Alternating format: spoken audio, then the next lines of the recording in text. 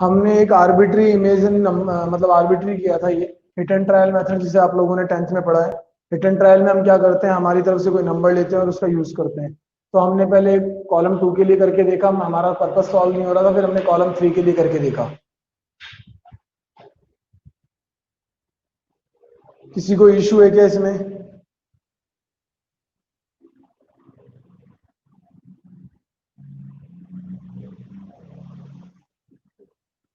Abhishek is typing. हाँ, no sir. ठीक है, अगला देखो। अब धीरे धीरे क्वेश्चंस का कॉम्प्लिकेशन लेवल बढ़ता जाएगा। एग्जाम्पल 9।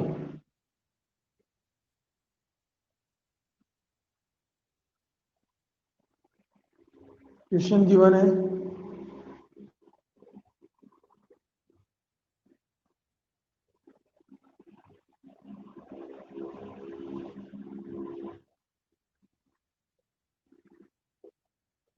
ये आपका क्वेश्चन गिवन है, ठीक है। वो ये बोल रहा है भाई विदाउट एक्सपेंशन इसको सॉल्व करना है आपको, ठीक है। अब अगर विदाउट एक्सपेंशन सॉल्व करना है तो देखो ऑपरेशंस अप्लाई करने पड़ते हैं।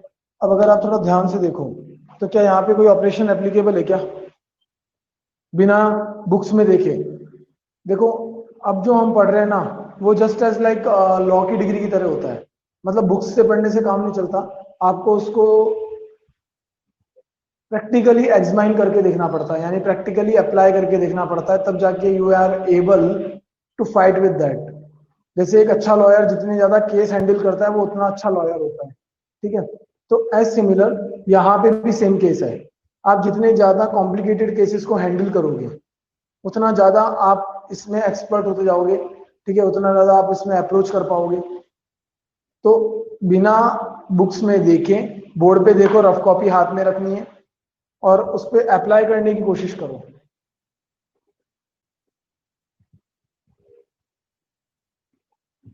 बोर्ड पे देखो और रफ कॉपी में अप्लाई करने की कोशिश करो और सर्च करो कि कौन सा मेथड एप्लीकेबल होगा यहाँ पे, कौन सा ऑपरेशन लगाएं कि जिसकी वजह से हमारा जो रिजल्ट है यानी वैल्यू ऑफ डिटर्मिनेंट है वो हमारे पास में बिना एक्सपेंशन के आ जाए। ट्राई करो।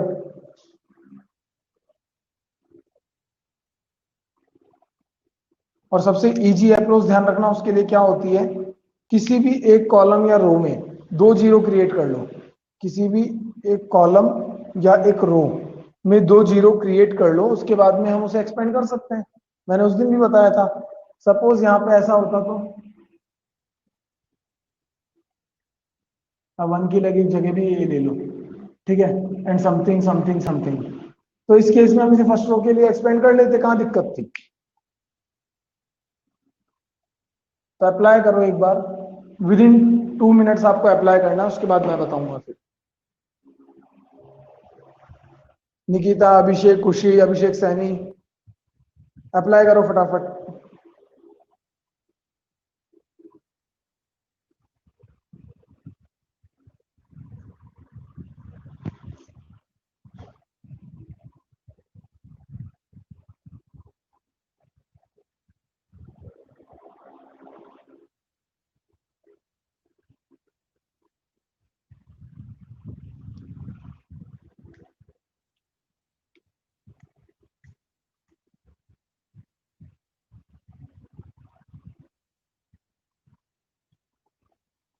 पजल सॉल्व करते हैं ना बेटा, वैसे ही है, जस्ट पजल्स की तरह, उससे ज्यादा कुछ नहीं है। देखो अब ये दे रखा है। अब अगर इसमें हम ये ऑपरेशन अप्लाई करें कि ऐसा ऑपरेशन अप्लाई करें कि हमारा डेटा जो है वो कॉमन आ जाए या फिर कुछ जीरो क्रिएट हो जाए, ठीक है। देखो, कई तरीके हैं। एक तो तरीका ये हो सकता है कि C1 की जगह पे R1 की जगह पे आप लिख दो R1 plus R2 plus R3, but उससे बेनिफिट नहीं होगा, समझो क्यों। जब ऐसा करेंगे ना तो मैं डिटर्मिनेंट क्या बनेगी वो लिख रहा हूं पहले। तो यहां पर आ जाएगा 3 1 1 A प्लस बी प्लस सी। हमें गलत का भी पता होना चाहिए कि क्या गलती हम कर सकते हैं। Twice of A plus B plus C, C plus A और ए प्लस बी। मेरा कोई पर्पस ही सॉल्व नहीं हो रहा, ना तो कुछ कॉमन आ रहा है ना जीरो बना।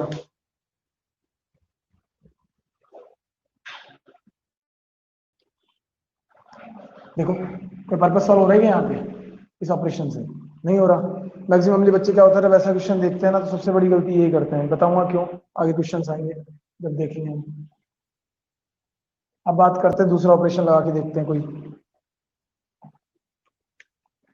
अब एक ऑपरेशन ये हो सकता है, R1 will gonna be R1 minus R3 and R2 will gonna be R2 minus R3।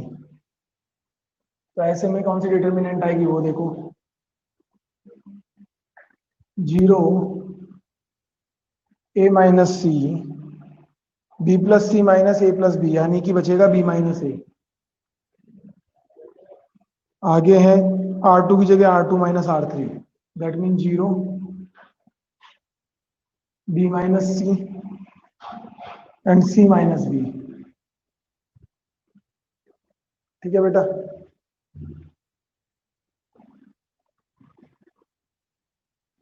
b plus C minus A plus B था, तो ये हो गया c माइनस ए, सॉरी।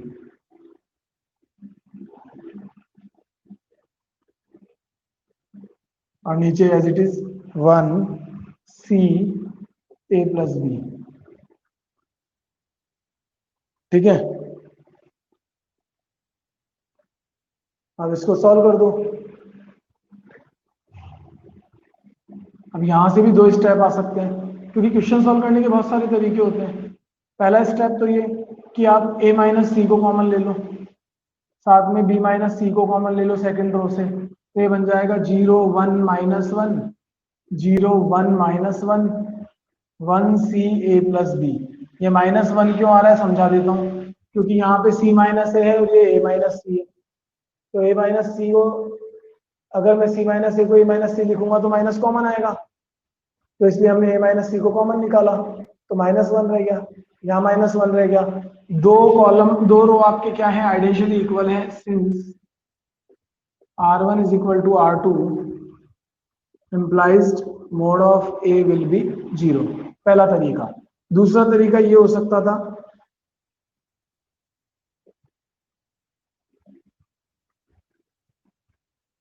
सेकंड फॉर्मेशन ये हो सकती थी आपकी कि आप इसको एक्सपेंड कर दो। किसके लिए?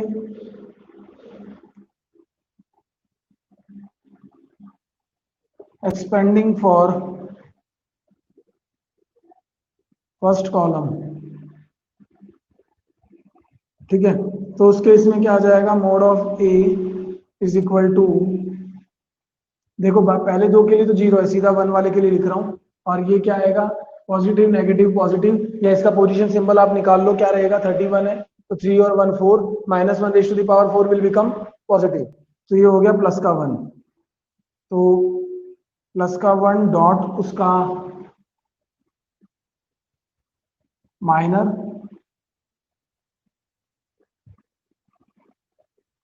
बाकी इससे पहले वाले दो 0 आ रहे हैं, ठीक है ना, इससे पहले वाले दो 0 हैं इसलिए मैंने उनका लिखा नहीं। सॉल्व कर लो, 1 का तो साइंस नहीं है, इसको करो प्रिंसिपल माइनस बैक डायगोनल, तो रिजल्ट क्या आता है देखते हैं, a minus C C minus B minus C minus A B minus C, a minus C minus B, दो इसमें से माइनस कॉमन लो, इसमें से माइनस कॉमन लो, माइनस माइनस प्लस हो जाएगा, they both are same, so result will be 0। एक तरीका ये हो गया। ठीक है, अब ये तो बात थी कि हमने इसको इस फॉर्मेट में किया, जरूरी तो नहीं कि मैं यही ऑपरेशन लगाऊं, मैं ऑपरेशन दूसरा भी लगा सकता हूं। देखो कैसे, एक ऑपरेशन तो हमने ये वाला अप्लाई करा, उसके थ्रू ये सॉल्यूशंस आए। अब एक दूसरा ऑपरेशन अप्लाई करके देखते हैं, क्या C3 will gonna B C3 plus C2, C3 will gonna B C3 plus C2, तो उससे हमारी नई डिटर्मिनेंट क्या बन के आ रही है वो देखो, ये हो जाएगी 1 1 1 A B C इधर आ जाएगा a plus B plus C, A plus B plus C, A plus B plus C. It can be right a is equal to, A B C common निकाल लो थर्ड कॉलम में से, तो यहाँ क्या रह जाएगा a प्लस बी प्लस सी. ठीक है, और उसके बाद में यहाँ आ जाएगा 1 1 1 a b c 1 1 1. सिंस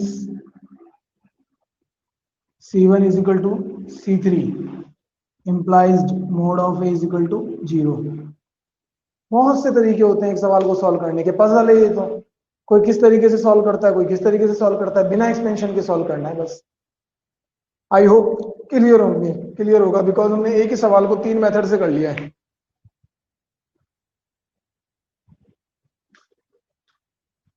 तो क्लियर है क्या? किसी को कोई इश्यू है तो पूछ सकता है. आपकी बुक में तो एक मेथड था, मैंने इसको 3 मेथड से आपको करा दिया है. तो एनी इश्यू इज देयर, पूछ सकते हो अगर कोई इश्यू है तो. एक मेथड और बताया उसके अलावा, इनके अलावा मैंने, जिसमें हमारी अप्रोच गलत जा रही थी, वो भी मैंने आपको समझाया. कोई दिक्कत तो बोलो, किसी को कोई प्रॉब्लम नहीं है क्या?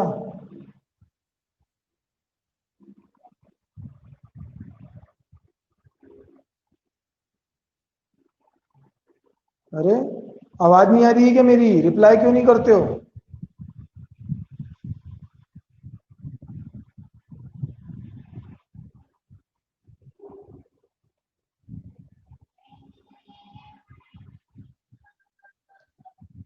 फटाफट कॉपी करो, आगे वाला क्वेश्चन करेंगे, जल्दी करो.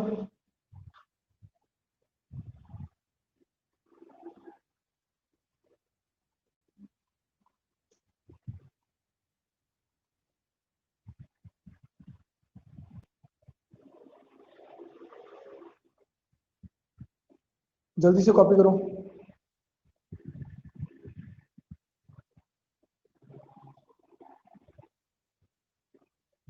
निकिता ने तो लगता है स्क्रीनशॉट ले लिया, डन सर आ रहा है लिखा हुआ.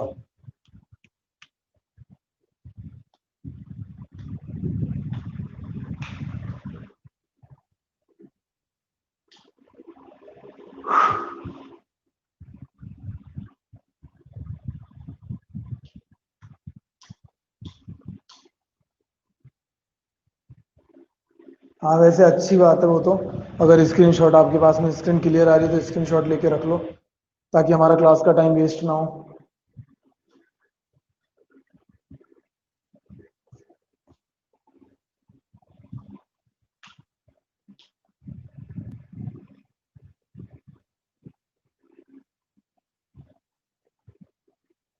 अरे भाई अभिषेक, निकिता, तुमने तो डन लिख दिया, रवि ने भी लिख दिया, ललित ने भी लिख दिया.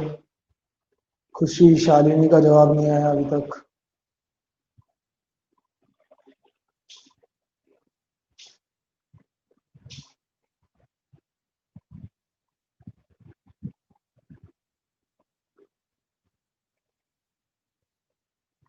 चलो तो ठीक है, फिर अगला करते हैं.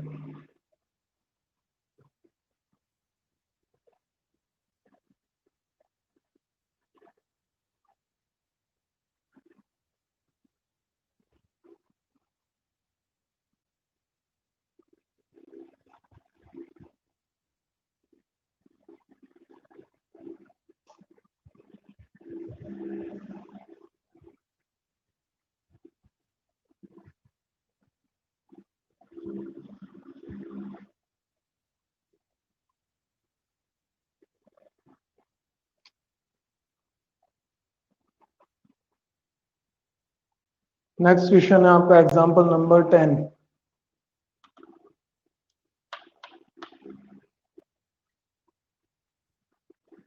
किसी में भी गिवन नहीं है, इसलिए मैं लेट लिख रहा हूँ बार बार, क्योंकि मैं लेट कर रहा हूँ इनको एक एक बार. ठीक है, अब लिखा हुआ है a minus b, b minus C, C minus a, m minus n, n minus p, p minus q, m n p q नहीं, सॉरी, p माइनस n.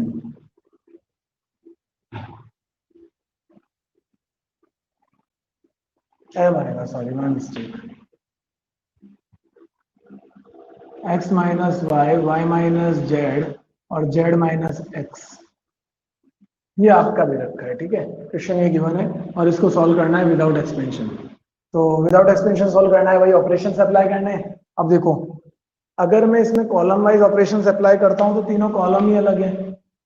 अगर मैं उन्हें कंबाइंड कर भी लूंगा या सब्ट्रैक्ट भी कर दूंगा तो रिजल्ट तो मेरा कुछ मुझे नहीं लगता कि यूजफुल होने वाला है। तो कॉलम वाइज करके देखें। अब कॉलम वाइज में यदि मैं C1 प्लस C2 करूं या C1 माइनस C2 करूं तो उस केस में मेरे पास फिर भी कुछ काम हो सकता है। लाइक मैंने C1 प्लस C2 किया तो B से B cancel, A minus C बचेगा, ठीक है। अगर अब सपोज मैंने किस कॉलम को किया था, इसको, तो यानी ये कॉलम तो चेंज नहीं हो सकता। ये बात हमेशा ध्यान रखना। सपोज R1 माइनस R2 कर दिया तो अब R2 को चेंज नहीं कर सकते हो आप इसी स्टेप में, अगली स्टेप में कर सकते हो, बट इस स्टेप में R2 चेंज नहीं होगा। हाँ, आप ये जरूर लिख सकते हो R3 माइनस R2, जिसको हम ऑपरेट करवा रहे हैं ना वो चेंज हो सकता है, लेकिन जिससे ऑपरेट करवा रहे हैं वो कभी भी चेंज नहीं हो सकता। ये आपका चेंज नहीं होगा R2। दैट मीन कि इस स्टेप में R2 एज इट इज रहने वाला है। सपोज करो अगर आपको जरूरत है R2 माइनस R3 की, तो उसके लिए आपको अगला स्टेप लेना पड़ेगा। फिर सेम स्टेप में आप ये स्टेप नहीं ले सकते क्योंकि इसके अकॉर्डिंग तो R2 चेंज हो जाएगा।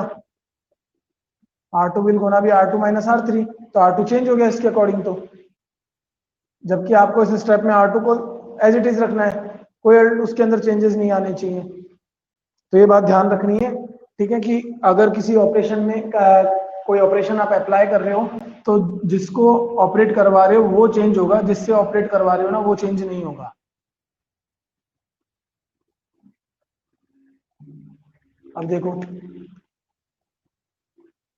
अगर मैं इसमें लिखूं R1 tends to R1 plus R2 plus R3, then implies result क्या होगा हमारा, होगा mod A is equal to, करो, A से A कैंसिल, B से B कैंसिल, C से C cancel, that mean 0।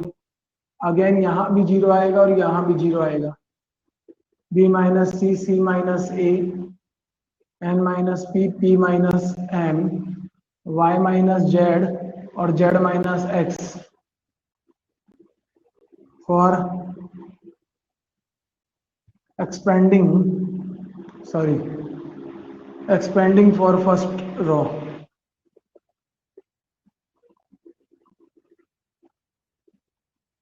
Mode is equal to 0। चाहो तो प्रॉपर्टी से भी बोल सकते हो, since R1 all elements of R1 is 0 implies mod is equal to 0। ठीक है, अगला एग्जांपल देखो, इजी था ये तो थोड़ा।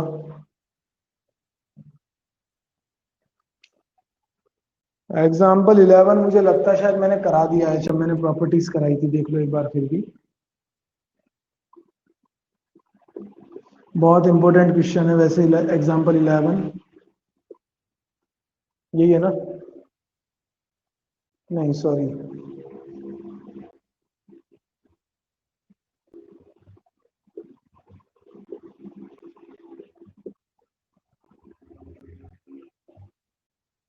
One one one x y z x square y square z square, यह आपका क्वेश्चन गिवन है, ठीक है।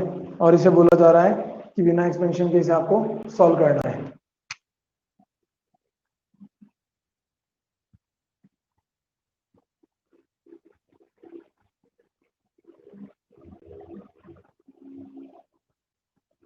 विदाउट एक्सपेंशन सॉल्व करना है। इमेजिन करो कि क्या मेथड अप्लाई कर सकते हो।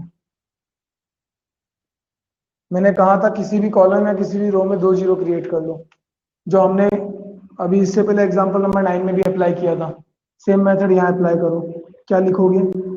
R1 will gonna be R1 minus R3 and R2 will gonna be R2 minus R3 implies A is equal to 1। देखो 0 हो गया ना, 1 माइनस 1। अब x minus z, x square minus z square 0, y minus Z, y square minus z square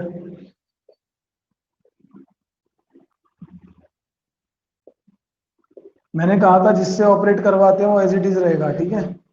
देखो वही रखा है हमने।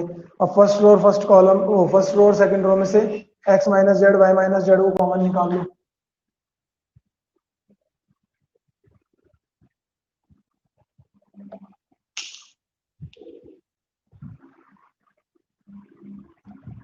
तो क्या आ जाएगा,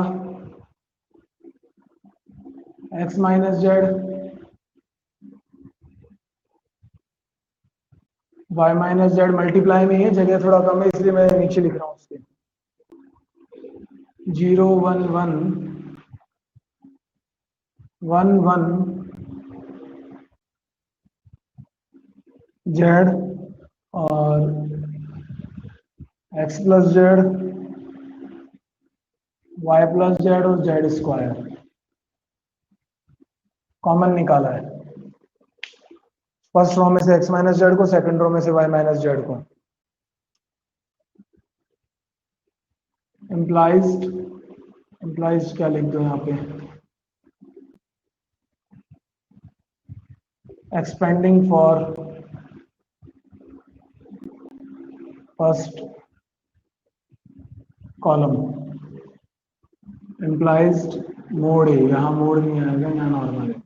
mode A X minus Z Y minus Z A31 position क्या होती है, पॉजिटिव। उससे पहले वाली दोनों पोजीशन क्या है, जीरो। तो जीरो प्लस वन, उसका माइनर क्या आएगा, 1 1 x plus z y plus z. implies mod A is equal to x minus z y minus z 0 0 1 के लिए 1 1 से मल्टीप्लाई करने से कोई इम्पैक्ट आएगा नहीं, ठीक है। y plus Z minus x plus Z, principal diagonal minus back diagonal. implies mod A is equal to x minus Z y minus Z. Solve करो इसको, क्या आएगा, जेड से जेड कैंसिल तो y माइनस एक्स आंसर।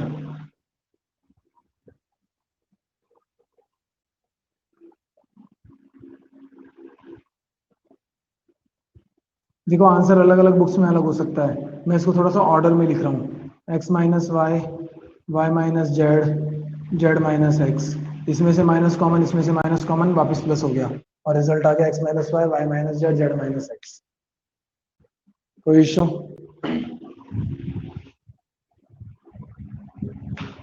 आई hope clear है।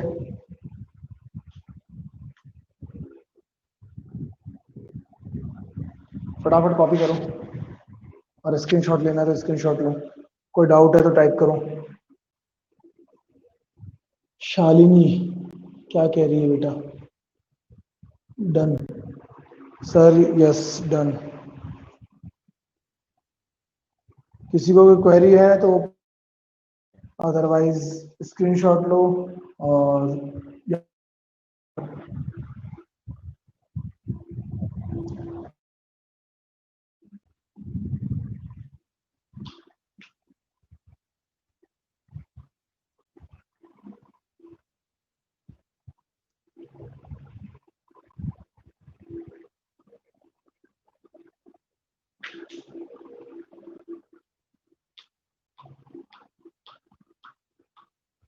चलिए लगभग सबने ले लिया है स्क्रीनशॉट।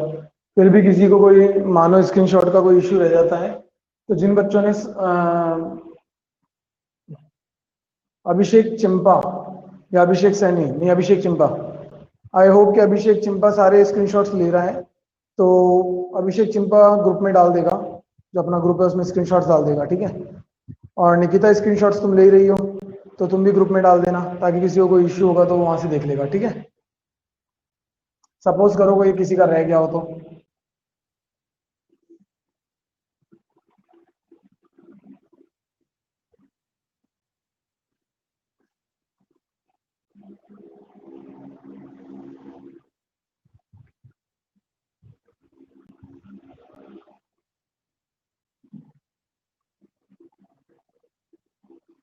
बेटा आप 10:31 हो गए हैं, देख लें एक बार फिजिक्स वाले सर आपके आ गए क्या।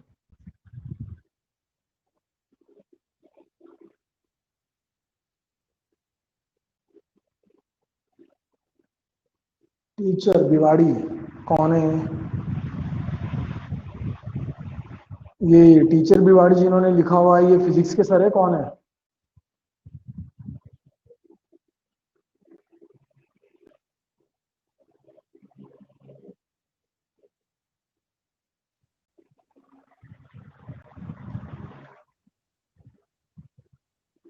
एक second,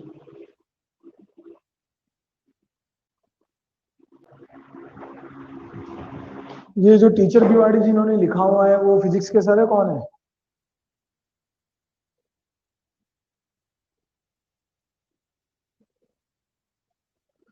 please speak out again, because of reason मेरा वॉइस बनता उस समय।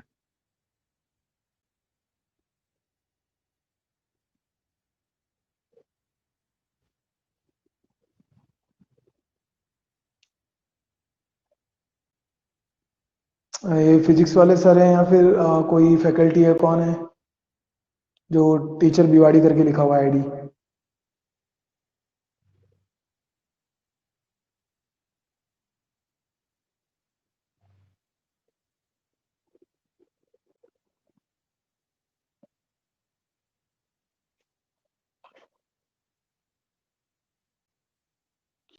फिजिक्स वाले सर हैं, श्योर है क्या?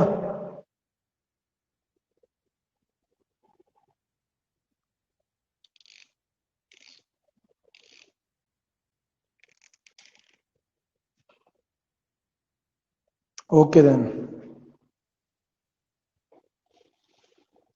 हमारी नेक्स्ट क्लास में हम आगे की क्वेश्चंस को करेंगे। आज आपको एग्जांपल्स नेक्स्ट क्लास में हम इसकी एक्सरसाइज की क्वेरी पूछेंगे। तो मेथड सेम रहने वाला है, बस केस कॉम्प्लिकेटेड होते जाएंगे, तो ट्राई करो, ठीक है? क्वेश्चंस को ट्राई करो, एग्जांपल्स को ट्राई करो। नेक्स्ट क्लास में हम क्वेरी करेंगे। किसी किसी बच्चे को लग रहा होगा सर आपने एग्जांपल 2-3 ही एग्जांपल कराए हैं, बहुत सारे एग्जांपल दे रखे हैं, एक्सरसाइज भी आपने दे दी। तो बेटा देखो, क्या है ना, कोर्स इतना धीरे धीरे नहीं चला सकते हैं बिकॉज टाइम बहुत कम है।